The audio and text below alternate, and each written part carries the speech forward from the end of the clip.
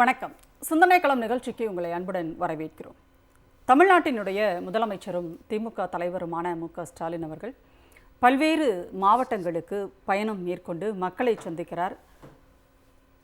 முதல்வருக்கான அந்த திட்டங்கள் குறித்தும் அவர்களுடைய துறை ரீதியான கள ஆய்வுகளையும் அவர் ஒவ்வொரு மாவட்டங்களாக சென்று மேற்கொண்டு வருகிறார். போகின்ற இடங்களிலெல்லாம் மக்களிடையே அவருக்கான வரவேற்பு பெருகிக் கொண்டே போகிறது என்றெல்லாம் நாம் பார்க்கிறோம்.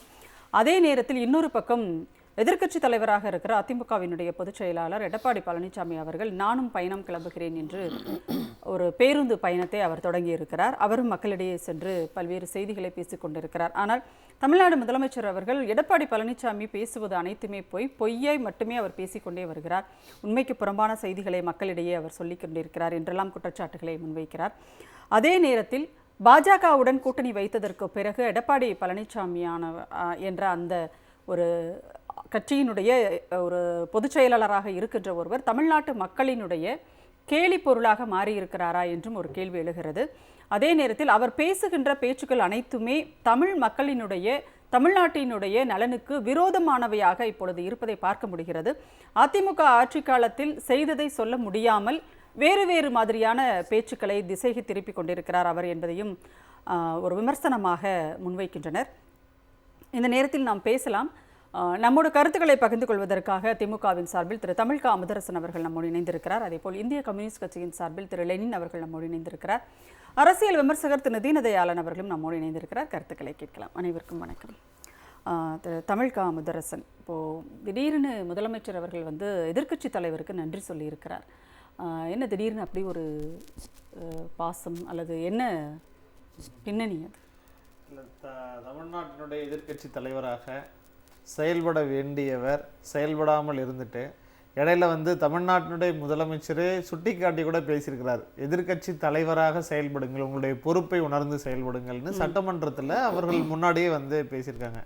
இப்போ இந்த 4.5 ஆண்டு காலத்தில் மாநில உரிமைக்காகவோ அல்லது மக்கள் ஏதாவது பாதிக்கப்படும் பொழுது ஒன்றிய அரசால் அல்லது வேற மாநில சுயாட்சி சார்ந்து, மாநில உரிமை சார்ந்து, சமூக நீதி சார்ந்து, மொழியியல் சார்ந்து ஏதாவது ஒரு பிரச்சனைக்காக இந்த அதிமுக அப்படிங்கிற அந்த கட்சி, குறிப்பாக எடப்பாடி பழனிசாமி அப்படிங்கிற அந்த தலைவர் குரல் கொடுத்தாரா அப்படின்னு சொல்லி பார்த்தா எதற்குமே குரல் கொடுக்கவே இல்லை. இவ்வளோ நாளாக எங்கே இருந்தாங்க? எல்லா வழியிலையுமே அம்மா வழியில் நடக்கக்கூடியவர்களாக இருந்தவர்கள் இன்னைக்கு அமித்ஷா வழியில் நடக்கக்கூடியவங்க.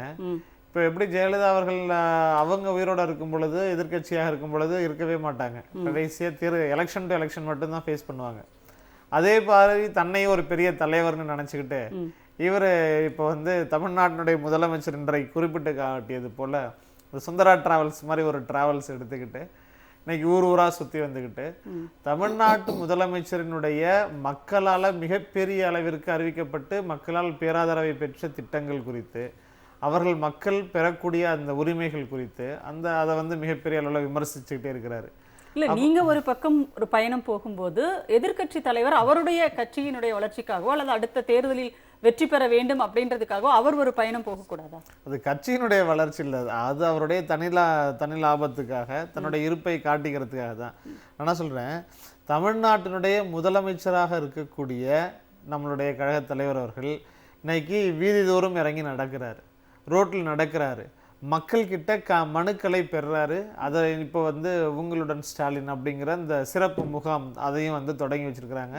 இதற்கு முன்பாகவும் பல சிறப்பு முகாம்கள் நடத்தப்பட்டிருக்கு. தனியாக ஒரு துறையே இருக்குது. மக்கள்கிட்ட குறைகளை கேட்பதற்காக தெருவில் இறங்கி நடக்கிறாரு தமிழ்நாட்டினுடைய முதலமைச்சர். இப்போ மயிலாடுதுறையில் பார்த்துருப்போம், அவர் பள்ளி மாணவர்களோட எந்த அளவிற்கு ஆரவாரமா போட்டோ எடுத்துக்கிட்டாங்க. மழையில கூட மக்கள் நகர்ல அதை பார்த்து முதலமைச்சருக்கு உற்சாகம். காரணம் என்ன அப்படின்னா, மிக எளிமையாக தமிழ்நாட்டினுடைய முதலமைச்சர், இந்த அரசினுடைய ஒட்டுமொத்த முகமாக, தமிழ்நாட்டினுடைய ஒட்டுமொத்த முகமாக இருக்கக்கூடியவர் முதலமைச்சர் அவர்கள். அவரை இங்க இருக்கக்கூடிய கடைகோடி மக்களால நேரடியாக சந்திக்க முடியுது, தங்களுடைய குறைகளை நேரடியாக சொல்ல முடியுது. இன்னைக்கு பொது பிரச்சனைகளை தாண்டி தங்களுடைய தனிப்பட்ட குறைகளை கூட இண்டிவிஜுவலா அவங்களுடைய தனிப்பட்ட குறைகளை கூட முதலமைச்சர்கிட்டயே நேரடியாக சொல்ல முடியுது. அப்படிங்கிற அளவிற்கு இன்றைக்கு தமிழ்நாட்டில் ஒரு மிக எளிமையான தலைவராக மக்களை நேரடியாக சந்திச்சிருக்கக்கூடிய தலைவராக இருக்கிறாரு. நீங்க ஒரு பயணம் போறீங்கல்ல, அந்த பஸ்ஸை விட்டு இறங்குறீங்களா, மக்களை நீங்க சந்திக்கிறீங்களா? கடலூர்ல என்ன நடந்தது? உங்களுக்காக வெயிட் பண்ணிட்டு இருந்த தொண்டர்கள் அந்த பதாகைகள்லாம் வீசி எரிஞ்சிட்டு அவ்வளவு மோசமா எதிர்க்கட்சியில் இருக்கக்கூடியவர்கள், மாற்று சிந்தனை இருக்கக்கூடியவர்கள் கூட பேச மாட்டாங்க. நீ எல்லாம் ஒரு ஆளான்னு சொல்லி கேட்குறாங்க. யாரு? அதிமுகவினுடைய அந்த பதாகையை கையில பிடிச்சிட்டு இருந்தவங்க. இப்படி மக்களை சந்திக்க முடியாம ஓடி ஒளியக்கூடிய ஆளாக நீங்க இருந்துட்டு இருக்கீங்க. அதனால திராவிட முன்னேற்ற கழகம் செய்யக்கூடிய பயணம்ங்கிறது மக்களுடைய உரிமைகளுக்காக, மாநில உரிமைகளை மீட்பதற்காக எப்பொழுதுமே தொடங்கக்கூடிய பயணம். என்றைக்கு பாஜகவினுடைய சூழ்ச்சி வலைகளை தமிழ்நாடு புரிந்து கொண்டு இந்த RSS பாஜக கூட்டத்தினுடைய சதி வலைகளை, மாநில உரிமைகளை அதெல்லாம் என்னைக்கு முறியடிக்கணும்னு தமிழ்நாட்டு மக்கள் உறுதி எடுத்துக்கிட்டாங்களோ அன்னைக்கே பழனிசாமி கூட்டத்தையும் அடிச்சு துரத்திட்டாங்க. அவர்களோட கூட்டணி வச்சிருக்கக்கூடிய அந்த கூட்டத்தையும் அடிச்சு துரத்திட்டாங்க. அதனால இன்றைக்கு அவர்கள் அந்த கூட்டம் அப்படிங்கிறது தமிழ்நாட்டினுடைய முதலமைச்சர் இன்னைக்கு நகைச்சுவையாக இன்னைக்கு சொல்லியிருந்தாலுமே கூட அதுதான் உண்மை. அதுக்குள்ள நீ சரிப்பட்ட வர மாட்டேன்னு தமிழ்நாட்டு மக்கள் தொடர்ந்து 13 தேர்தல்களாக சொல்லிட்டு இருக்கிறாங்க. அதுதான் எடப்பாடி பழனிசாமிக்கான பதில். கண்டிப்பாக நீங்க மக்களை சந்தித்தீர்களா அப்படின்னு கேட்டீங்க. அவர் நீங்க சொன்ன மாதிரி அதிமுக தொண்டர்களையே அவர் கீழே இறங்கி சந்திக்கவில்லை அப்படிங்கிறதும் நம்ம பார்க்கிறோம். லெனின் சார், இப்போ ஒரு எதிர்க்கட்சி தலைவர் விமர்சனங்கள் வைக்கிறார். அவர் போற இடங்களில் எல்லாம் இந்த ஆட்சியினுடைய செயல்பாடுகள் குறித்து அவருடைய விமர்சனங்களை அவர் வைக்கிறார். ஆனால் அதை இது எங்களுக்கான விளம்பரம் அப்படின்னு சொல்லிட்டு முதலமைச்சர் பேசுகிறார். அப்போ எதிர்க்கட்சி தலைவரினுடைய விமர்சனத்தை அப்படி எளிதில் கடந்து போவது அப்படிங்கிறது நீங்க எப்படி பார்க்குறீங்க? இல்லை உண்மையிலேயே அது விளம்பரமாக தான் இருக்கா? இல்லை, மக்களாட்சி அடிப்படையில் ஒரு எதிர்க்கட்சி தலைவர் என்பது ஒரு நிழல் முதல்வருக்கு சமம். இப்போ தேர்தல் விட்டது. எனவே அவர் நீங்கள் சொல்கிற மாதிரி ஒரு சொகுசு பேருந்து பிரச்சார பயணத்தை மேற்கொண்டு கொண்டிருக்கிறார். இந்த பக்கம் முதலமைச்சர் மக்களை நாடி தேடி அவர்கள் இருக்கிற இடத்திற்கு சென்று கொண்டிருக்கிறார். ஒரு எதிர்க்கட்சிங்கிற முறையில் ஆளுங்கட்சியாக இருக்கிற திராவிட முன்னேற்ற கழகத்தினுடைய தவறான நடவடிக்கைகளை அவ்வப்போது கண்டித்து போராட்டங்கள் நடத்தி அதனுடைய தொடர்ச்சியாக இந்த பிரச்சாரம் அமையுமையானால் அது ஒரு எதிர்க்கட்சியினுடைய வேலை. கட்டாயம் அது மக்களிடம் செல்வாக்கு பெறும். இதுகாரும் அமைதி காத்து அவ்வப்போது சில அறிக்கைகளை மட்டும் விட்டு, இன்னும் சொல்ல போனால் திராவிட இயக்கத்தினுடைய முதுகெலும்பு கொள்கையாக இருக்கிற சமூக நீதிக்கு எதிராக, குறிப்பாக அறநிலைத்துறை இருக்கிறது, அதன் கீழ் இயங்குகிற கல்லூரிகள், இந்துக்கள் அல்லது பக்தர்கள் காசில் வாங்கினத்தை கொண்டு போய் கல்லூரி கட்டுறியன்னு கேட்ட அந்த விஷயமாக இருக்கலாம். இப்படி பல புரியாத தனங்களோடு பேசக்கூடிய உரைகள் தான் அவர் வருகிறார். அதுதான் பொய்ன்னு நம்ம சொல்கிறோம். ஏன்னா திராவிட இயக்கம்னு சொன்னால் திமுக மட்டும் இல்லை, திராவிடர் கழகம், அதுக்கு முன்பு நீதி கட்சி, இன்றைக்கு மதிமுக, பல்வேறு அரசியல் கட்சிகள் திராவிட இயக்கங்கள் என்று ஒட்டுமொத்தமாக வரையறுக்கிற எல்லாவற்றினுடைய அடிப்படையே அதுதான். அப்போ அந்த சமூக நீதி கருத்தில் அல்லது அறநிலைத்துறையை சமூகத்துக்கு பயன்படுத்துவது, அது குறிப்பாக கல்வி, மருத்துவம் இதற்கு பயன்படுத்துவது என்கிற அந்த அடிப்படையில் வர்றபோது நீங்கள் யாரின் குரலாக ஒழிக்கிறீர்கள்? அதிமுகவின் குரலாக ஒழிச்சிருந்தீங்கன்னா அதிமுக உங்களை ஓடோடி வரவேற்றிருப்பாங்க. ஏன் நீங்கள் பதாகையை விட்டுட்டு வெளியில் ஏறாங்க எல்லாரும்? ஏன் நீங்கள் சந்திக்க பயப்படுறீங்க? ஏன்னா இந்த கேள்விகள் அவர்கள் எழுப்பக்கூடும். 20 ஆண்டுக்கு முன்பு இருந்த அரசியல் நடவடிக்கை அல்ல. ஒவ்வொரு கட்சிக்குள்ளும் அரசியல் புரிந்து அரசியல் உணர்வோடு கேள்வி எழுப்பக்கூடிய இளைஞர்கள் நிறைய இருக்காங்க. எனவே என்ன பண்ணுறாரு? நேரடியாக சந்திக்க மறுக்கிறார். அப்போ இது எல்லாமே நீங்கள் எடுத்து பார்க்கலாம். இப்படி ஒன்று இப்போ மக்களை சந்திக்கிறது இல்லைன்னு சொல்லிட்டு அமுதரசன் சொன்னார். அப்போ மக்களை சந்தித்தால் நிறைய கேள்விகள் வரும், அதுக்கு நம்மளால பதில் சொல்ல முடியாது. ஏன் அப்படின்றது அதிமுக தொண்டர்களையாவது அவர் சந்திக்கலாம் இல்லையா? ஏன்னா அவ்வளவு நேரம் காத்திருந்து ஏமாற்றத்தோடு விவசாயிகளை சந்திச்சாரு, ஒரு கலந்துரையாடல் நடத்தினார். ஒரு விவசாயி எந்திரிச்சு கேள்வி கேட்டார். சரி உட்காருங்கன்னு சொல்லி அவரை சமாதானப்படுத்தி உட்கார வச்சாங்க தவிர அவர் சமாதானமாகாமல் கேள்வி கேட்க அமைதிப்படுத்தினார்களே தவிர அந்த கேள்விக்கு பதில் சொன்னாரா? சரி, நீங்கள் ரேஸ்கோஸ் சாலையில் கோயம்புத்தூரில் காலை நடை, அது ரொம்ப நானும் பார்த்துருக்குறேன். நிறைய எல்லாரும் நடப்பாங்க, மக்கள் நடப்பாங்க. அந்த இடத்துல இவர் ஓடி ஓடி போய் மக்களோடு பேசலான்னு முயற்சி எடுத்த போது யாரும் கண் கொடுத்து பார்க்கவே இல்லையே, ஓடிட்டாங்களே, கண்டுக்காமே போயிட்டாங்களே. பிடிச்சி இவங்க கூட போனவங்களாம் இழுத்து கொங்கு பகுதி அப்படிங்கிறது அதிமுகவினுடைய கோட்டை. கொங்கு பகுதி எங்கள் தொங்கும் பகுதின்னு சொல்லிட்டு இருக்கிறவங்க ஏரியாவிலையும் நான் சொல்கிறேன். இப்படி நடந்தது அல்லவா? இதெல்லாம் எதை காட்டுகிறது? ஏன்னா நீங்கள் தொடர்ச்சியாக முன்வைக்க அதிமுகவினுடைய அரசியலை, திராவிட இயக்கத்தின் அடிநாள் அரசியல் நீங்கள் எடுத்து வைத்திருந்தால் மக்கள் உங்களுக்கான ஆதரவை தந்திருப்பார்கள். ஆனால் அதற்கு எதிராக இருக்கிற சங்க பரிவாரத்தின் அரசியல் நீங்கள் கையில் எடுத்திருக்கீங்க. அப்போ கொஞ்சம் கொஞ்சமாக முழுசா மாறினான்னு ஒரு படத்துல வர்ற டயலாக் மாதிரி அதை சொல்ல விரும்பல. அந்த முகியாக இவர் மாறுகிற போது அலர்ட் ஆகுறாங்க. நீங்கள் நான் கேட்குறேன், இப்போ திமுகவினுடைய கொள்கைகள் பற்றி பரப்புரை, ஏன் பரப்புரைன்னு முதலமைச்சர் சொல்கிறாரு, நீங்கள் என்ன சொல்லுவீங்க? இப்போ காலை உணவை பற்றி, காலை சிற்றுண்டி பற்றி உங்களால் காத்திரமான விமர்சனத்தை வைக்க முடியுமா? சரி, 100 நாள் வேலை வந்து இங்கே இருக்கிற நம்ம ஏழை பாழைகள், விவசாய பெருங்குடி மக்கள், குறிப்பாக விவசாய தொழிலாளர்களுக்கான, அற்றுக்கூலி தொழிலாளர்களுக்கான ஒரு அடிப்படையான விஷயம். இது ஒன்றிய அரசு தொடர்ந்து நமக்கு நிதியை கொடுக்க. ஆனால் அதுக்கு எடப்பாடி பழனிசாமி என்ன சொல்றாருன்னா 100 நாள் வேலை திட்டத்தை 150 நாட்களாக ஆக்குவோம்னு சொன்னாங்க. ஆனால் இப்போ பார்த்தீங்கன்னா திராவிட மாடல் ஆட்சியில் அது 50 நாட்கள் வேலை திட்டம் ஆகிப்போச்சு அப்படின்ற ஒரு விமர்சனத்தை வந்து அவர் வைக்கிறாரு. நீங்கள் ஒன்றிய அரசு சொல்றீங்க, ஆனால் அவர் அந்த பக்கமே அவர் போகவே இல்லையே. இல்லை, அதான் அரசியல் அறியாமை நிறைய இருக்குன்னு அர்த்தம். 100 நாள் திட்டங்கிறது யார் செயல்படுத்துறதா? மாநில அரசு. அதற்கான ஃபண்டு யாரு? மத்திய அரசு. மத்திய அரசினுடைய அந்த இன்னைக்கு சொன்னீங்கன்னா பாஜகவோடு இப்போ கூட்டணி வேற கண்டுட்டீங்க. கூட்டணி கண்ட பிறகு நீங்க வலியுறுத்த வேண்டியதானே இதை கொடுங்கன்னு. திமுக சார்பில் வந்து கண்டன ஆர்ப்பாட்டம் எல்லாம் இளைஞரணி சார்பில் நடத்தப்பட்டது. எல்லா கட்சிகளும், திராவிட முன்னேற்ற கழகம், அதனுடைய கூட்டணி கட்சிகள், கம்யூனிஸ்ட் கட்சிகள், விவசாய தொழிலாளர் அமைப்புகள் எல்லாரும் நடத்திட்டோம். அதிமுக எங்கேயாவது நடத்தியது உண்டா? எங்கேயாவது கேள்வி கேட்டது உண்டா? அப்ப அந்த விவசாய தொழிலாளர்களுடைய வாழ்க்கையில உங்களுக்கு எல்லாம் அக்கறை இல்லையா? பாஜக நடத்தாது, அதை புரிந்து கொள்கிறோம். ஆனால் அதிமுக நடத்தாதற்கு என்ன காரணம்? கண்டிப்பா பேசலாம். சரி, இருமொழி கொள்கையில தான் நீங்க என்ன போராட்டம் நடத்துனீங்க? சரி, கண்டிப்பா சார், நிறைய இருக்கு பேசுறதுக்கு, நம்ம அடுத்தடுத்து பேசலாம். நீங்க சொன்ன மாதிரி விவசாய தொழிலாளர்களுக்காக அவங்க ஒரு ஆர்ப்பாட்டம் கூட பண்ணலன்னு சொன்னீங்க. ஆனால் அரியலூர்ல வந்து நானும் ஒரு விவசாய குடும்பத்திலிருந்து வந்தவன் அப்படிங்கிறத மறுபடியும் அவர் வந்து கிளைம் பண்ணியிருக்காரு. பேசுவோம் நாங்க அது குறித்து அடுத்த சுற்றில் நான் சொல்றேன். பேசுவோம் சார், கண்டிப்பாக. தீனதயாளன் சார், உங்களுடைய பார்வை. தமிழ்நாடு முதலமைச்சர் அவர்கள் சொல்கிறார், எதிர்க்கட்சி தலைவர் எடப்பாடி பழனிசாமி திராவிட மாடல் ஆட்சியினுடைய திட்டத்திற்கு விளம்பரம் செய்கிறார் அப்படின்னு சொல்லிட்டு அவர் சொல்றாரு. அதை நீங்க எப்படி பாக்குறீங்க?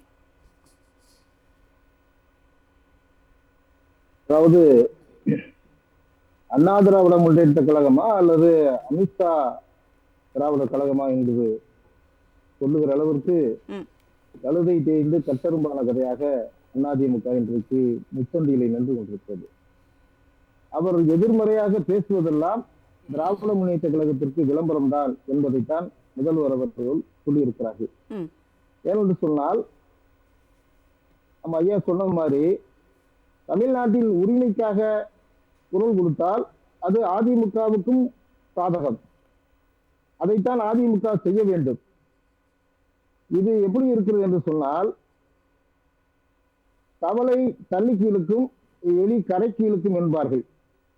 மாநில அரசினுடைய குரல் வலையை நெரிக்கிற ஒரு அரசியலைத்தான் இன்றைக்கு பாசிச பாஜக, மத்திய அரசு, மோடி அரசு செய்து கொண்டிருக்கிறது. ஆனால் ஆடிய காலம் பாடிய வாயும் நிற்காது என்பார்கள். அதை போல அடிப்படை அரசியல் புரிதல் இல்லாமல், திராவிட இயக்கத்தினுடைய தத்துவம் தெரியாமல், அண்ணாவின் பெயராலே கட்சி நடத்துபவர்கள் எப்படி நடந்து கொள்கிறார்கள் என்பதற்கு மதுரையிலே நடந்த முருகர் மாநாட்டிலேயே அதிமுகவின் தோல் உரிக்கப்பட்டது. இல்ல தீனதயாளன் சார், ஒரு நிமிஷம். இப்போ தீனதயாளன் சார், ஒரே ஒரு நிமிஷம். இப்போ எல்லாருமே என்ன சொல்றீங்கன்னா, எடப்பாடி பழனிசாமி அவர்களை பத்தி பேசும்போது அடிப்படை அரசியல் தெரியாதவர் அப்படின்னு சொல்றீங்க. அடிப்படை அரசியல் தெரியாதவர் தான் வந்து ஒரு பீரியட் வந்து முடிச்சாரா, முதலமைச்சராக இருந்து தமிழ்நாட்டை ஆட்சி செய்தாரா? இப்போ அந்த கட்சியை வந்து அவர் கட்டுக்குள்ள தானே அவர் வச்சிருக்கிறாரு.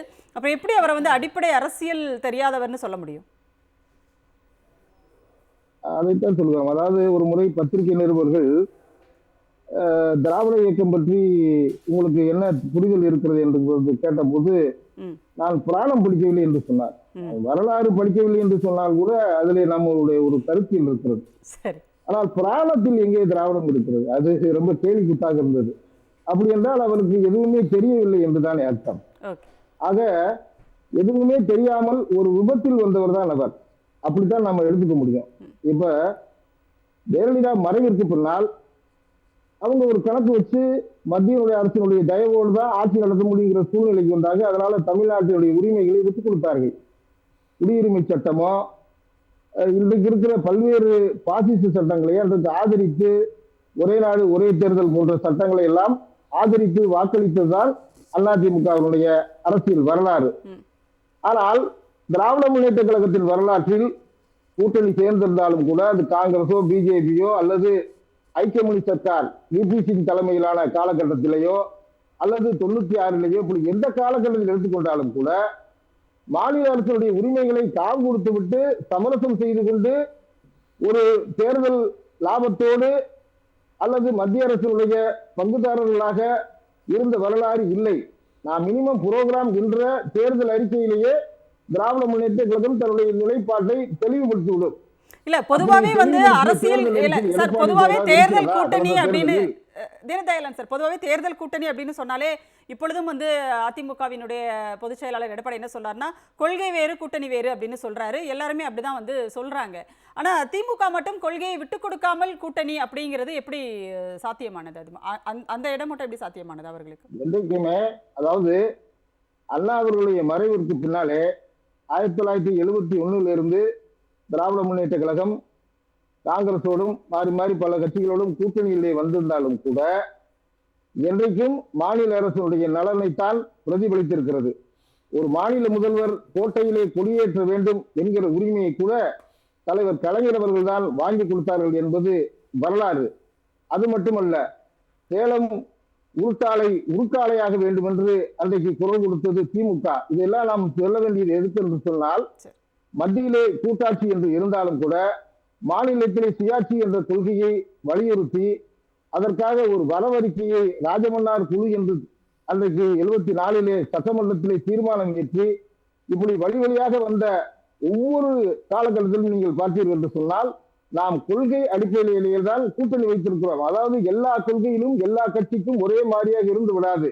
அது சில வேறுபாடுகள் இருக்கத்தான் செய்யும். ஆனால் கடந்த கால இந்த தேர்தலில் பார்த்தீர்கள் என்று சொன்னால் கல்வியை பொதுப்பட்டியலுக்கு மாற்ற வேண்டும் என்று காங்கிரஸ் கட்சி சொல்கிறது. ஒரு காலத்தில் 1976 நெருக்கடி நிலை காலத்தில் கல்வியை பொதுப்பட்டியலுக்கு இந்திரா காந்தி அம்மையார் கொண்டு சென்றார்கள். ஆனால் இன்றைக்கு அரசியல் மாற்றத்தில் இன்றைக்கு கல்வியை மீண்டும் மாநில பட்டியலுக்கே கொண்டு வருவோம் என்று சொல்லுகிறார்கள் என்று சொன்னால் அதுதான் திராவிட முன்னேற்ற கழகத்தினுடைய கொள்கை சார்ந்த வெற்றி.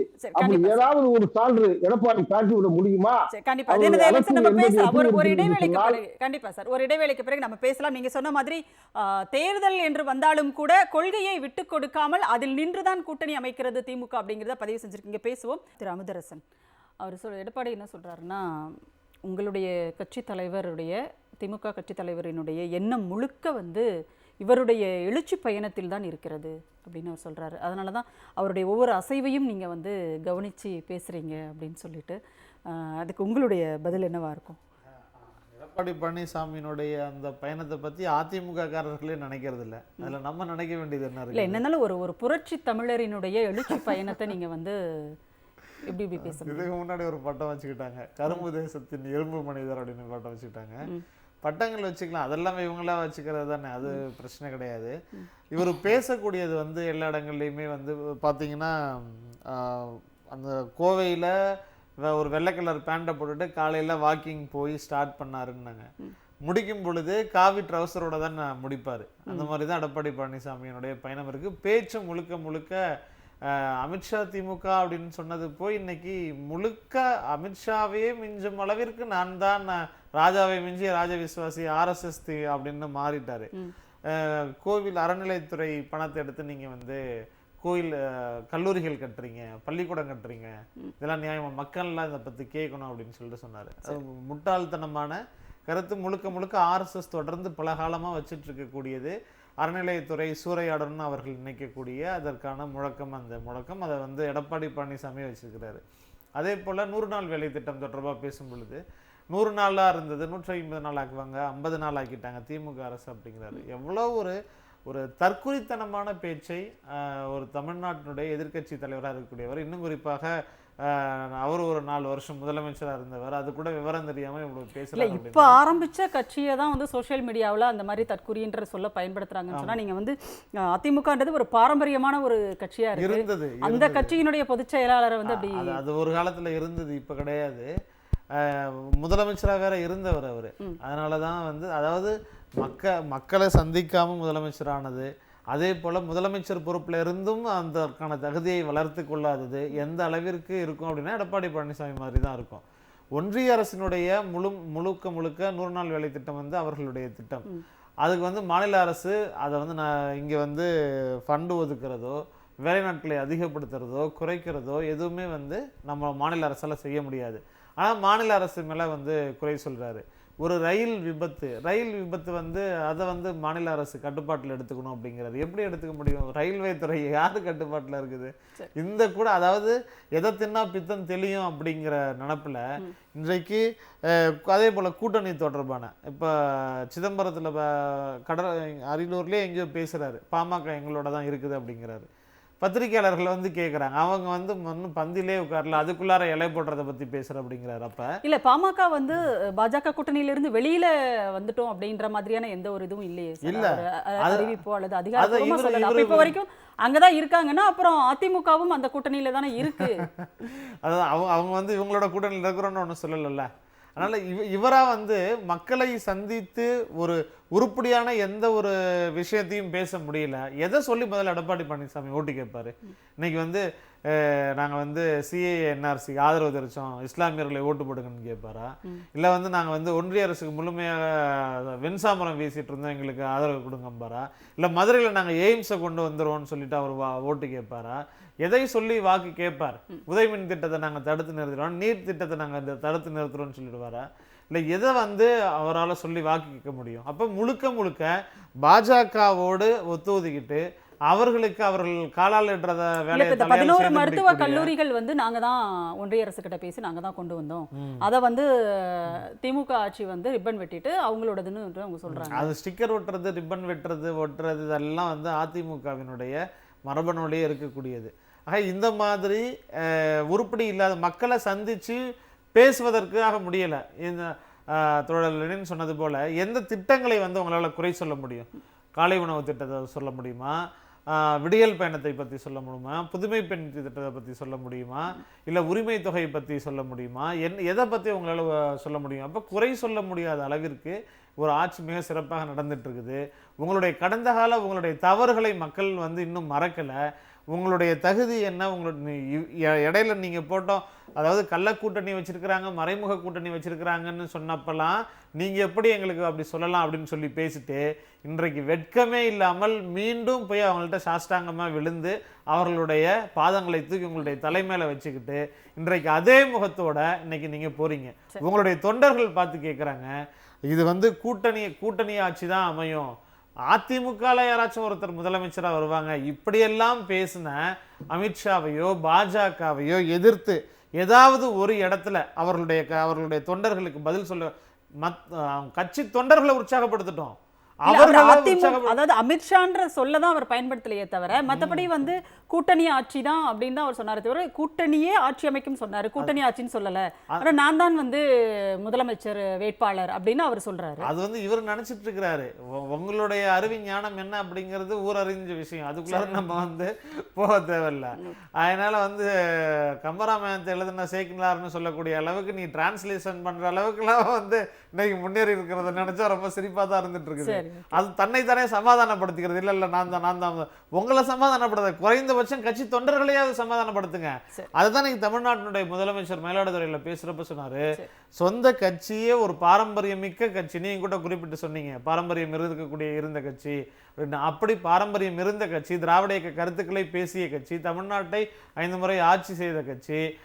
நீங்க வந்து உங்களுடைய சுய லாபத்திற்காக, சொந்த லாபத்திற்காக, இன்னும் குறிப்பாக தமிழ்நாட்டினுடைய முதலமைச்சர் குறிப்பிட்டு வெளிப்படையாக சொல்லியிருக்கிறாரு, ரெய்டுல இருந்து ஈடியில இருந்து தப்பிப்பதற்காக ஒட்டுமொத்தமாக அதிமுகவே கொண்டு போய் அமித்ஷா கிட்ட அடகு வச்சுட்டு அமித்ஷா வீட்டு கதவை ஏன் தட்டுறீங்கன்னு கேட்டா தட்டுனா என்ன தப்புன்னு கேட்கக்கூடிய அளவிற்கு இன்றைக்கு மழுங்கி போயிருக்குது அதிமுக எடப்பாடி பழனிசாமின்னு சொல்லியிருக்கிறார் தமிழ்நாடு. கண்டிப்பா லெனின் சார், இப்போ பேசும்போது கொஞ்சம் முன்ன பின்ன அவர் பேசுகிறாரு, அதை வச்சு வந்து கொஞ்சம் ஏதாவது டங் ஸ்லிப் ஆனால் ஒரு பெரிய மீன்ஸு ட்ரோல்ஸ் அப்படிலாம் வந்து போட்டுட்டு இருந்தாலும் கூட அவர் என்ன சொல்கிறாருன்னா, எங்களெல்லாம் நீங்கள் குறைச்சி எடை போடாதீங்க, நாங்கள் தான் வந்து அடுத்து வருவோம், எங்களை குறைச்சி எடை போடாதீங்க அப்படின்றத வந்து ரொம்ப ரொம்ப அழுத்தமாகவும் ரொம்ப கான்ஃபிடென்ட்டாகவும் அவர் சொல்கிறார். அப்போ அந்த ஒரு நம்பிக்கைக்கு என்ன அடித்தளமாக இருக்குன்னு நினைக்கிறீங்க? பாஜக என்ற ஒரு பெரிய கட்சியோடு நாங்கள் கூட்டணி அப்படிங்கிறதா? ஏன்னா கூட்டணி வச்சதுனால வந்து ஸ்டாலின் பயந்துட்டாரு அப்படின்னு அவர் சொல்கிறாரு. இல்லை, நாங்கள் எங்களுடைய வெயிட்டேஜை தெரியாமல் நீங்கள் பேசாதீங்கிறது அவர் சொல்கிறதுன்னா அது மாதிரி அவர் பேசணும், அது மாதிரி அவர் பேசினா தான் அது தெரியும். ஆனால் முற்றிலும் வேறுபட்ட மொழியில் வேறுபட்ட வார்த்தைகளில் பேசுகிறார். அதிமுக பாஜக கூட்டணி என்பது அமலாக்கத்துறையால் அமலாக்கப்பட்ட கூட்டணி, அரசியல் கூட்டணி. அந்த கட்டுப்பாட்டுக்குள்ள நின்றுதான் அவர் காய் நகர்த்தி கொண்டிருக்கிறார். அது தமிழ்நாட்டுக்கு எந்த காலத்தில் ஏற்புடையதில்லை என்பதை தான் போகிற இடங்களிலெல்லாம் மக்கள் தங்களுடைய எதிர்ப்பை காட்டுகிறார்கள். இப்போ பாஜக வந்து எல்லா மாநிலங்களிலும் ஏதோ ஒரு ஸ்ட்ராட்டஜி அவங்க வந்து அதை பயன்படுத்துகிறாங்க, அதில் வந்து தேர்தலில் வெற்றி பெறுகிறார்கள். அப்போ அந்த நம்பிக்கையை வந்து எடப்பாடிக்கு அமித்ஷா கொடுத்துருக்கலாம் இல்லையா? ஏன்னா இப்போ கூட பார்த்தீங்கன்னா பீகார் தேர்தலில் அவர்களுடைய அந்த நடைமுறை அப்படிங்கிறது பெரிய விமர்சனத்துக்குள்ளாகுது. அந்த மாதிரியான ஒரு வாக்காளர் பட்டியல் திருத்தத்தை சொல்றீங்க அதில். ஆமாம், இன்னைக்கு ராகுல் காந்தி அவர்கள் கூட சொல்லியிருக்காரு, நிறைய மாநிலங்களில் பார்த்தீங்கன்னா பாஜக வந்து வாக்காளர் பட்டியல் திருத்தம் மூலமாக வெற்றி பெற பார்க்குது அப்படின்னு சொல்லிட்டு. நிச்சயமா என்னன்னா பாரதிய ஜனதா கட்சியுடைய அங்கீகரிக்காத அணியாக தான் தேர்தல் ஆணையம் செயல்பட்டுக்கிட்டு இருக்கு. மகாராஷ்டிரா தேர்தல் மிகச்சிறப்பாக அந்த விஷயங்களை முழுக்க அம்பலப்படுத்திடுச்சு. 1 மணி நேரத்தில் எப்படி 60 லட்சம் ஓட்டு விழுந்தது, டோட்டல் ஓட்டை விட ஓட்டு எப்படி ஒவ்வொரு தொகுதியும் அதிகமானது என்கிற கேள்விக்கு இன்று வரை பதில் சொல்லாத ஒரு தேர்தல் ஆணையம்.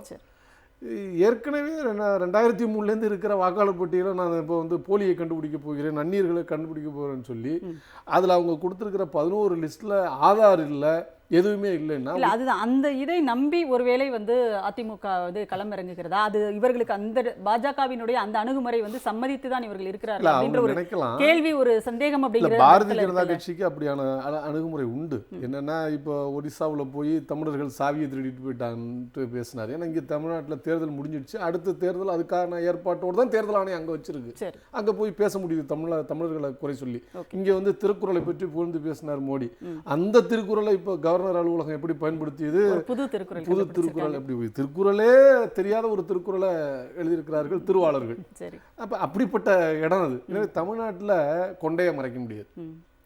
நீங்க விவேகானந்தர் எவ்வளவு பெரிய சமய துறவி, அவர் மீது நமக்கு இன்னும் சொல்ல போனா துவராடையில் இருந்த புரட்சியாளர், காவி உடையில் இருந்த புரட்சியாளர்லாம் நாங்கள்லாம் பேசணும். அந்த மாதிரியான இடதுசாரிகள் பார்வையிலே உண்டு. திராவிட இயக்கமும் மதித்தது. அவர் தான் கேரளாவுக்கு வந்தபோது அங்கிருந்த சாதிய அடுக்குமுறையை பார்த்துட்டு இது லுனாட்டிக் அசைலம்னு சொன்னார். கண்டிப்பாக. அதாவது பசு பாதுகாப்பு குறித்து பேசும்போது நீங்கள் மக்களை விட்டுட்டீங்க, ஆனா பசுக்களை பாதுகாக்கிறீங்களே அப்படிங்கிற மாதிரி நிறைய சொன்னார். அந்த மாதிரி ஒரு சீர்திருத்தத்தை எடுத்துக்கொண்டு சங்க பரிவார அமைப்புகள் செயல்பட்டால் நாட்டில் பிரச்சனை இல்லை. ஆனால் ஏற்கனவே பிளவுபட்டு நிற்கிற சாதிகளை கட்டிப்படுத்துவதற்கு, ஆதிக்கத்தை நிலைப்படுத்துவதற்கு, இங்கே நீங்கள் எந்த கம்பை எடுத்து வந்தாலும், முருகனை எடுத்தாலும், வேலை எடுத்தாலும், அல்லது சைவம் அசைவம் என்று உணவு அரசியலை எடுத்தாலும், சமூக நீதி என்று வருகிற போது அதை நீங்கள் கையில் எடுத்தாலும், இங்கே மக்கள் விழிப்போடு அதை பார்த்து கொண்டிருக்கிறார்கள். ஏன்னா பெரியார் என்கிற ஒரு பெரும் கிழவன் நிச்சயமாக நமக்கான அந்த பூத கண்ணாடி தந்திருக்கிறார். அந்த பூத கண்ணாடியின் வாயிலாக இந்த வைரஸ்களினுடைய வருகையை புரிந்து கொள்கிறார்கள். எனவே மக்கள் அதை காத்திரமாக எதிர்க்கிறார்கள். எனவேதான் கருத்தியல் ரீதியாக எடப்பாடியாரால் அது குறித்து பேச முடியவில்லை. இப்போ என்ன பிரச்சனை நீங்கள் ஒன்று எடுத்து பாருங்க. இப்போ கீழடி பிரச்சனை, இது யாரு? உங்களுக்கும் எனக்குமான தாய்மடி கீழடி. கீழடி பற்றி ஏன் பாஜக கிட்ட பேசக்கூடாது? உங்கள் கூட்டணி கட்சி தானே, ஏன் பேசலை? உடனே கேட்டால் திமுக கூட்டணியாக இல்லையா? எப்போ முன்னாடி கலைஞர் காலத்தில் இருந்தார்கள், ஆனால் அன்னைக்கு 370 அமுல்படுத்தக்கூடாது என்று அறுதிட்டு சொன்னார்கள்ல. கடைசி வரை வாஜ்பாய் அரசு அதில் ஸ்டிக் ஆன் பண்ணாங்கல்ல. அது எப்படி ஆனது? அப்போ அதே மாதிரி நீங்க முத்தலாக்கு சட்டமோ அது குடியுரிமை திருத்த சட்டமோ அந்த காலத்துல வந்திருக்குமா? கெட்டி பார்த்திருக்குமா? வெட்டி நெருக்கி இருப்பார்கள். ஆனா உங்க காலத்துல அவை எல்லாவற்றிற்கும் தலையாட்டு பொம்மைகளாக தலையாட்டி தெண்டனிட்டு ஏற்றுக்கொண்டு இன்னைக்கு விவசாயிங்க. நான் கேட்கிறேன், வேளாண் திருத்த சட்டம் 3 சட்டம் வந்துச்சுங்க. இதே சட்டமன்றத்தில் இன்றைய நவீன விவசாயி தானே எடப்பாடி என்ன பேசினார்? பச்சை துண்டுக்காரரு, நான் இதற்கு முன்பே இந்த 3 சட்டங்களை அமல்படுத்தி விட்டேன், என்ன கிழித்தது, இங்க என்ன குறைந்தது? அப்படி பேசினாரு. எல்லாம் எதிர்த்து இந்தியா முழுக்க போராட்டம் நடந்ததை எள்ளி நகையாடினாரு. போராட்டத்தின் வலிமை தாங்காமல் ஓராண்டு 15 மாதத்துல, அதாவது ஓராண்டு 3 மாதத்திலேயே ஒன்றிய அரசு எந்த வழியில் கொண்டு வந்தோ அதே வழியில் திரும்ப பெற்று விட்டது. ஒரு விவாதம் கூட இல்லாம இவரும் அதை திரும்ப பெற்று விட்டார். அப்ப எனவே தான் நாம் சொல்றோம், நீங்க சொல்கிற எல்லாமே பொய்யும் புனை சுருட்டும் கற்பனையும். ஆட்சிக்கு வர வேண்டும். அவர் போற இடத்துல எல்லாம் விவசாயிகளுக்காக ஒரு தனி அமர்வை வந்து வச்சிடறாரு. தனி அமர்வு வச்சு விவசாயிகளிடம் குறை கேட்கிறேன் அப்படின்னு சொல்றாரு. நீங்க சொன்ன ஒண்ணு நடந்துச்சு, கேட்கிறோம், நாங்களும் கேட்கிறோம். இப்போ கேட்கிறேன், இந்த பகிங்கரமாக இந்த சிந்தனை காலத்துல கேட்கிறேன். சென்ற ஆண்டு முதல் ஆண்டு இந்த 5 ஆண்டுகளில் மட்டும், போன பீரியட் இந்த 2-3 ஆண்டுகளில் மட்டும் ஆண்டுக்கு 60,000 கோடி ரூபாய் விவசாயத்துக்கான மானியம் வெட்டப்படுகிறது. எம்எஸ்பி என்று சொல்லி குறைந்தபட்ச ஆதார விலை இன்று வரை சட்ட ரீதியாக அறிவிக்கவில்லை. இதையெல்லாம் எடப்பாடி விவசாயிகளுடைய தோழன் கேட்டு நிறைவேற்றிவிட்டு மக்களை சந்தித்தால் விவசாயிகள் சந்தோஷப்படுவார்கள், நாங்களும் சந்தோஷப்படுவோம். அப்போ அதற்கு தயாரா? ஓப்பனா கேட்கிறோம், டிக்ளேர் பண்ணுங்க அதை. சரி, ஓகே. அல்ல அதற்காக எதிர்த்து ஒன்றிய அரசு எதிர்த்து போராட தயார் என்று சொல்லுங்கள், நாங்களும் வருகிறோம். நாங்கள் திமுக கூட்டணியில் இருந்தால் கூட விவசாயிகளின் நலனுக்காக, தமிழ்நாட்டின் நலனுக்காக திமுக உட்பட அனைவரும் வருவோம். தயாரா? உங்களால் அறிவிக்க தயாரா? அந்த அரசியல் நெஞ்சுரம் உங்களுக்கு உண்டா? அந்த வில்பவர் உங்கள்கிட்ட இருந்துச்சுன்னா நீங்கள் அரசியல் தலைவர். ஆனால் அதற்கு சாக்கு போக்காக பாசாங்குத்தனமாக நடித்து கொண்டு அதையும் ஆதரித்து கொண்டு இந்த பக்கம் விவசாயிகளிடமிருந்து ஏதாவது நாம் பெயர்த்து ஆதரவை பெற முடியுமா என்று பார்த்தால் ஒன்றை நாங்கள் சொல்கிறோம், இது ஒன்றும் பாறை இல்லை, கடப்பாறை வச்சு பெயர்த்தெடுக்க அது மட்டும் நிச்சயமாக தமிழ்நாட்டில் எடுபடாது. பாறைக்குள்ளும் என்ன பசுமரம் வேர்விட்டு செழித்து வருகிற ஒரு பூமி. எனவே கல்லுக்குள் தேரை மாதிரி இங்கே எல்லார் மத்தியிலையும் இங்கே சமூக நீதி கருத்துகள், மொழி உணர்வு இவையெல்லாம் நிரம்பி இருக்கிற இடம். எனவே இங்கே நீங்கள் நீச்சல் பழக வேண்டாம். நாங்கள் ஒரு டிஸ்க்ளைமர் போட்டுறோம். நீச்சல் தெரிந்தவர்கள் நீச்சல் பழகுங்கள். நீச்சல் தெரிந்து கொண்டு எதிர்நீச்சல் அடிக்கலாம், பாஜகவுக்கு ஏதாவது பண்ணலாம் என்று நீங்கள் அர்த்தம் கொண்டால், அந்த அரசியலை கையில் எடுத்தால் நிச்சயமாக தமிழ்நாட்டு மக்கள் உங்களை ஓட ஓட விரட்டுவார்கள். அது நடக்கும். இதை நான் அந்த கொள்கையின் மீது இருக்கிற காத்திரமான அந்த உறுதிப்பாட்டின் கீழே நான் பேசுறேன். எனவே அந்த நிலைப்பாட்டுக்கு அவர் செல்கிறார். அது அதிமுகவுக்கு தேவையில்லாது. ஏன்னா அது ஒரு திராவிட கட்சியாக தான் நாங்கள் அணுகிறோம் இன்று வரை. ஆனா அது நீங்க அமித்ஷா அப்படி அண்ணாவுக்கு பதிலாக அமித்ஷா, திராவிடத்துக்கு பதிலாக திருவாளர், அமித்ஷா திருவாளர் கட்சியாக நீங்கள் மாற்றிவிட்டால் நாங்கள் பொறுப்பல்ல. அது உங்கள் கையில் தான் இருக்கிறது. கண்டிப்பாக நம்ம பேசுவோம். திரு அமுதரசன், நீங்க முதல்ல அதிமுகவை உடைக்க பார்த்தார்கள், முடியல, இப்போ கூட்டணியில குழப்பத்தை ஏற்படுத்த பார்க்கிறார்கள்னு சொல்லிட்டு ஒரு குற்றச்சாட்டை வைக்கிறாரு. யார் அமாவாசையெல்லாம் கணக்கு பண்ணி பார்த்துட்டு இருந்தது? முதல்ல திமுக கூட்டணி உடையும்னு, திமுக கூட்டணி உடைஞ்சிடும், திமுக ஆட்சி கவிழ்ந்துடும், இன்னும் 20 அமாவாசைகள் பொறுத்திருந்து பாருங்கள், குடுகுடு பகாரம் மாதிரி குறி சொன்னது யாரு? இது நீங்க சேர்ந்திருக்கிறது பேர் கூட்டணியா? இந்தியா கூட்டணி நாடாளுமன்ற தேர்தலில் இருந்தப்ப அப்பவே என்ன சொன்னாங்க, மிக பிரம்மாண்டமான கூட்டணி வரப்போகுது, 2024 நாடாளுமன்ற தேர்தலுக்கு பிரம்மாண்டமான கூட்டணி வரப்போகுது பாருங்க, எல்லாம் வாங்க அப்படின்னு சொல்லி அவருடைய தொண்டர்களை உற்சாகப்படுத்தினார். இருந்த கூட்டணியும் போணுச்சு, நாடாளுமன்ற தேர்தலே இருந்த கூட்டணி போணுச்சு. அதை தொடர்ந்து இப்போ நீங்க உங்களுடைய கூட்டணி நீங்க முதல்ல நீங்க போய் கூட்டணி வச்சிங்களா? ஒரு கூட்டணி கட்சி தலைவர்கள் அமித்ஷா வந்தாரு, 2 கையும் காலையும் கட்டி கடத்தி கொண்டு வரப்பட்டவர் மாதிரி கொண்டு உட்கார வச்சிருந்தாங்க. இவங்களோட தான் கூட்டணி அப்படின்னாரு. பார்த்தா அந்த பூம்பூம் மாடு தலையாட்டல அந்த மாதிரி தலையாட்டினாரு. அது தலையாட்டுவதற்கான வாய்ப்போட கொடுக்கப்படலை, மன்னிக்கணும். அவர் பேசி முடிச்சுட்டு ஏந்திரிச்சு போனாரு, பின்னாடியே ஏந்திரிச்சு வரும் போறாரு. அப்ப அங்க பேசுறதுக்கான வாய்ப்பே உங்களுக்கு மறுக்கப்படலை. அதை தாண்டி ஏற்கனவே நான் குறிப்பிட்டு சொன்னது போல அவங்களுடைய ஆட்சியை பத்தி, கூட்டணி ஆட்சி நம்மளுடைய ஆட்சி அமையும் அப்படிங்கிறாரு. அப்ப நீங்க எதுவுமே பேசல. அதை தாண்டி இன்றைக்கு அதாவது உங்களுடைய தொண்டர்கள் மகிழ்ச்சியா இருக்கிறாங்களா? நீங்க எந்த கூட்டணியில இருக்கிறீங்க அதெல்லாம் உங்களுக்கு தெரியுதா? டிடிவி தினகரன் கிட்ட கேட்குறாங்க பத்திரிகையாளர்கள், ஏன் நீங்க கூட்டணியில தானே இருக்கிறீங்க, உங்களுடைய கட்சி பேரே அவர் சொல்ல மாட்டேங்கிறாரு, அதை நீங்க போய் அவர்கிட்ட கேளுங்க அப்படிங்கிறாரு. அப்ப நீங்களே ஒரு நிர்பந்தமான ஒரு கூட்டணியில, ஒரு கட்டாயத்தின் பேர்ல, ஒரு பயத்தின் அடிப்படையில மிரட்டி அந்த பணிய வைக்கப்பட்டிருக்கிறீங்க. உங்களுக்கு எதுக்கு நாங்க உங்க பார்வையில பாஜக கூட்டணியில் 4 அதிமுக இருக்கிறது அப்படின்னு அர்த்தம்? அது 4 இருக்குதோ 40 இருக்குதோ யாரு கண்டா? அதனால இப்ப நீங்க எடப்பாடி பழனிசாமிங்கிறீங்க, அந்த சைடு ஒருத்தர் கோயம்புத்தூர் சைடு அவர் முதலமைச்சர்னு கனவு கண்டுட்டு இருக்கிறாரு, ஈரோடு சைடு அவரு ஒருத்தர் முதலமைச்சர்னு கனவு கண்டுட்டு இருக்கிறாரு. இப்போ அங்கேயே இப்போ இன்னும் தேர்தல் நெருங்க இன்னும் முதலமைச்சர் சண்டையெல்லாம் நிறையா வரும்னு தான் இப்போ பார்க்க முடிகிறது. அப்போ இவர் போகக்கூடிய இடங்கள்லாம் மக்கள், அதாவது வாமா மின்னல் அப்படிங்கிற ரேஞ்சுக்கு தமிழ்நாட்டில் பாஜக RSS ரத யாத்திரை ஒன்று நடத்துனுச்சு. அது ஃப்ராக்ஷன் ஆஃப் செகண்ட் மின்னல் மாதிரி போணுச்சு. இப்போ அதே மாதிரி அதை அந்த ரத யாத்திரை ஸ்பீடை இப்போ ஓவர்டேக் பண்ணுற ஸ்பீடு எதுன்னா எடப்பாடி பழனிசாமியினுடைய இந்த பேரணி, அந்த பஸ் டிராவல் தான். அதனால அந்த வேகத்துல போயிட்டு இருக்குது. எதுக்கு வீட்டுல இருக்க முடியாம? அவர் எங்க கூட்டணிக்குள்ள இன்னும் பல கட்சிகள் வரும் அப்படின்னு சொல்றாரு. நீங்க என்னடா அதிமுகவுக்குள்ளேயே பல கட்சிகள் இருக்கு. கூட்டணிக்குள் பல கட்சிகள் வரும், அது கட்சிக்குள் பல கூட்டணி வரும், மாற்றி சொல்லியிருக்கிறாரு. அதுதான் நடக்குமே தவிர வேற ஒன்றும் நடக்காது. சரி. அதனால அதாவது தேர்தல் நெருங்கிடுச்சு, வீட்டிலேயே இருந்தால் பிரதான கட்சியாக அறியப்பட்ட அதிமுக இருக்குதா இல்லையான்னு மக்கள் கேள்வி எழுத்துருவாங்க. சரி. தொண்டர்கள் மறந்துடுவாங்க, ஏற்கனவே பாதி தொண்டர்கள் போயிட்டாங்க. அதனால அதெல்லாம் கொஞ்சம் தன்னுடைய இருப்பை நிலைநாட்டிக் கொள்வதற்காக தான் அவர் பஸ் எடுத்துட்டு கிளம்பியிருக்கிறாரே தவிர கூட்டணி பற்றியோ தமிழ்நாட்டினுடைய உரிமைகள் பற்றியோ ஆளும் கட்சியாக இருக்கக்கூடிய திராவிட முன்னேற்ற கழகத்தை பற்றியோ தமிழ்நாட்டினுடைய முதலமைச்சராக இன்னைக்கு இந்தியாவிலேயே செல்வாக்கு மிகுந்த தலைவராக உயர்ந்திருக்கக்கூடிய கழகத் தலைவர் தளபதி அவர்கள் பற்றியோ பேசுவதற்கு எந்த தகுதியும் இல்லாதவராக இன்னைக்கு அதிமுக இருக்குது. எடப்பாடி பழனிசாமி இருக்கிறாரு. முடிந்தால் அந்த கட்சியையும் தொண்டர்களையும் காப்பாற்றி கொள்ளட்டும் அப்படிங்கிறதா நம்மளுடைய பாவமான பரிதாபமான பார்வையாக இருக்குது. கண்டிப்பா பேசுவோம் நம்ம. தீனதயாளன் சார், இப்போ சமூக நீதி பேசுகின்ற ஒரு கட்சியாக அதிமுக இங்கே அறியப்பட்டு இருக்கிறது. ஏன்னா தமிழ்நாடு அரசியல் தட்பவெப்பம் அப்படிதான் இருக்கு. அதை தாண்டி யாராலும் இங்கே அரசியல் செய்ய முடியாதுன்றதுனால அதிமுக இதுவரைக்கும் ஜெயலலிதா அம்மையார் தலைமையில் இருந்த போதும் கூட அதில் தான் அவங்க பயணிச்சாங்கன்றத பார்க்குறோம். அப்போ அப்படிப்பட்ட ஒரு கட்சி பாஜகவோடு இருப்பது அப்படிங்கிறத அதற்கான ஒரு பலமா அவர் பார்க்குறாரா? அதாவது 1986களில் திராவிட முன்னேற்ற கழகம் அன்றைக்கு தலைவர் கலைஞர் அவர்கள் இந்திய எதிர்ப்பு போராட்டத்தை நடத்துகிற போது எம்ஜிஆர் ஆட்சியில் இருந்தார் முதலமைச்சராக. அப்பொழுது சொல்லப்பட்டது, உங்களுடைய கொள்கை என்ன சட்டமன்றத்தில் ஆட்சி மொழி பற்றி இந்திய எதிர்ப்பு பற்றி என்று சொன்னபோது எம்ஜிஆர் அவர்கள் சொன்னபோது அண்ணாவினுடைய கொள்கை தான் எங்களுடைய கொள்கை. மக்கள் விரும்புகிற வரை இந்தியை ஒரு நாளும் திணிக்க மாட்டோம் என்ற நேருடைய உறுதிமொழியை காப்பாற்றுவதுதான் எங்கள் கொள்கை என்று சொன்னார்கள்.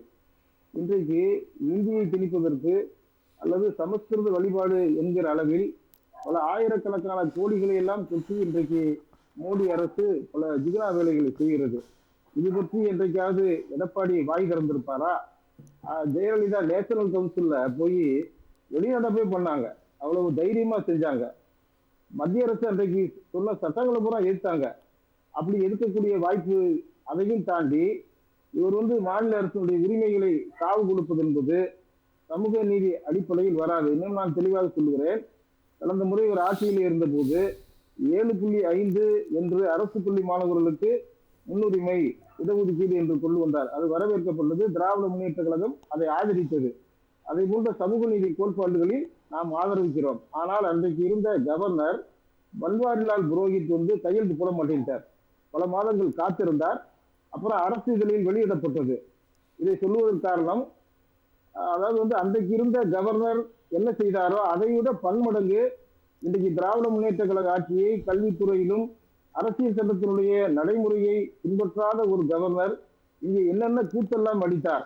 அப்ப கவர்னர் மாநிலத்திற்கு தேவையில்லை, ஆட்டுக்கு தாடியும் தேவையில்லை, மாநிலத்திற்கு கவர்னரும் தேவையில்லை என்று சொன்ன அண்ணாவில் வழிவந்த கட்சியாக தன்னை பிரகடனப்படுத்திக் கொள்கிற அதிமுக, அதனுடைய தலைவராக இருக்கிற எடப்பாடி அவர்கள் கவர்னர் பற்றியெல்லாம் ஏதாவது வாயை திறந்து பேசி இருப்பாரா? சொல்லுங்கள். என்ன இப்ப இது பொதுவெளியில என்ன மாதிரி கேள்வி? திராவிட முன்னேற்ற கழகமோ அண்ணா திராவிட முன்னேற்ற கழகமோ அல்லது மறுமலர்ச்சி திராவிட முன்னேற்ற கழகமோ திராவிட இயக்கம் என்று பெயர் வைத்திருக்கிற எந்த கட்சியானாலும் அல்லது மாநில உரிமை பேசுகிற எந்த கட்சியானாலும் இந்த கோட்டிலிருந்து விலகி போய்விட முடியாது. சமூக நீதி கோட்பாட்டிலும் சரி, மாநில உரிமையிலும் சரி, அந்த கோட்டிலிருந்து விலகி போக முடியாது. அப்படி என்று சொன்னால் மாநில அரசின் மீது தொடுக்கப்படுகிற தாக்குதல் எத்தனை நீதிமன்றத்தில் இன்றைக்கு இந்த அரசு, ஸ்டாலின் அவர்களுடைய அரசு, சமூக நீதி அரசு வழக்குகளை சந்தித்து மாநில உரிமையை பெறுவதற்காக பல்வேறு வழக்குகளில் இன்றைக்கு வெற்றி பெற்றிருக்கிறது. அது தமிழ்நாட்டுக்கு மட்டுமல்ல, இந்திய அளவிலே வெற்றி பெற்றதன் மூலம் பல்வேறு மாநில அரசுகளுக்கு வழிகாட்டியாக தமிழகம் இருந்திருக்கிறது. அப்படித்தான் வரலாற்றில் இருக்கிறது. தந்தை பெரியார் அவருடைய காலத்தில் இருந்து, நீதி கட்சி காலத்தில் இருந்து இடஒதுக்கீடோ பெண்களின் உரிமையோ அல்லது தாழ்த்தப்பட்ட பிற்படுத்தப்பட்டவர்களுக்கான இடஒதுக்கீடை பெறுவதிலேயோ எல்முனையளவும் சிறிதும் தயக்கம் காட்டாமல் வெகு வேகமாக முன்னேறி இன்றைக்கு இந்தியாவினுடைய சமூக நீத தொட்டிலாக தமிழ்நாடு விளங்குகிறது என்று சொன்னால் அது மிகைப்படுத்தின ஒன்றாக இருக்க முடியாது. அதுதான் யதார்த்தம். இந்த வரலாற்றை புரிந்து கொள்ளாமல் மாநில அரசின் மீது தொடுக்கப்படுகிற அனைத்து தாக்குதலையும் எடப்பாடி பழனிசாமி அதிமுக வேடிக்கை பார்க்கிறது என்று சொன்னால் இது முற்றிலும் முழுக்க சங்கித்தனமாக போய்விட்டது என்பது மட்டுமல்ல, முழு முளையில் 3 குலம் வெட்டி 2 குடம் பால் 1 குடம் தண்ணி, வெட்டாத கிணத்துல தண்ணி இறைக்கிறதுக்கு 3 பேர் வந்தாங்க. 2 பேர் உடல் கால் வலிமையற்றவர்கள், ஒருவர் காலே இல்லாதவர் என்று சொல்லுவதை போல இன்றைக்கு ஒரு கூட்டணி அமைத்துக் கொண்டு வருகிறார். பாமக இருக்கிறதா இல்லையா என்ற கேள்விக்கு பொறுப்பற்ற பதிலை சொல்லவில்லை. ஆக கூட்டணி அமைப்பதும் சரி, இவர்கள் நடத்துகிற நாடகமும் சரி, இது ஒரு ஊருக்கு ஒரு ராஜா, ஒரு உரையில் 2 கட்சி இருக்க முடியாது என்பதை போல இன்றைக்கு கடந்த 2 மாதங்களுக்கு முன்னாலே அமித்ஷா அவர்கள் டெல்லியிலே போய் சந்தித்த போது ஒரு என்ன சொன்னார், நான் தமிழ்நாட்டின் திட்டங்களுக்காக போகிறேன் என்று ஒரு பொய்யை சொன்னார். 3 வண்டியில ஏறி மாறி ஏதோ ரகசிய பேரம் பேசுகிற ஒரு குற்றவாளியை போல சந்தித்து விட்டு ஏதோ முரட்டுத்தனமாக அவரை மடக்கி உட்கார வைத்து அங்கே அறிவிப்பதை போல அன்றைக்கு இங்கே கூட்டணி ஆட்சி அமைக்கும் என்றுதான் அமித்ஷா சொன்னார். இப்பொழுது கூட்டணி ஆட்சிக்கு 2 பேரும் மாறி விளக்கம் சொல்றாங்க. கூட்டணி ஆட்சி தான். கண்டிப்பா. அதாவது ஒரு கூட்டணி அமைந்திருக்கிறது. அந்த கூட்டணியில் இருக்கின்ற 2 பிரதான கட்சிகளினுடைய தலைவர்களே வேறு விதமாக பேசிக் கொண்டிருக்கிறார்கள் அப்படிங்கிறத நீங்க சொல்லியிருக்கீங்க. பேசுவோம் சார் நம்ம தொடர்ந்து. லெனின் சார், இப்போ இதுக்கு முந்தைய தேர்தலில் 2021 சட்டமன்ற தேர்தலில் பாஜக தலைவர்களினுடைய புகைப்படங்கள் கூட பயன்படுத்தாத ஒரு நிலையை பார்த்தோம். அதிமுக அப்படி ஒரு ஸ்டாண்ட் எடுத்திருந்தாங்க. ஏன்னா அவங்க மூஞ்சியெல்லாம் காட்டினா ஓட்டு விழாது அப்படின்லாம் பார்த்தா. ஆனால் இன்னைக்கு பார்த்தீங்கன்னா வெளிப்படையாகவே இவருடைய பயணத்தை தொடங்கி வைப்பதற்கு பாஜகவினுடைய தலைவர்கள் வரை உங்களுக்காக தான் காத்துட்டு இருந்தோம் அப்படின்லாம் சொல்றாங்க. இந்த மாற்றம் அப்படின்றது எப்படி வந்தது? கொஞ்சம் சுருக்கமாக சொல்லுங்க, நம்ம முடிக்கலாம்.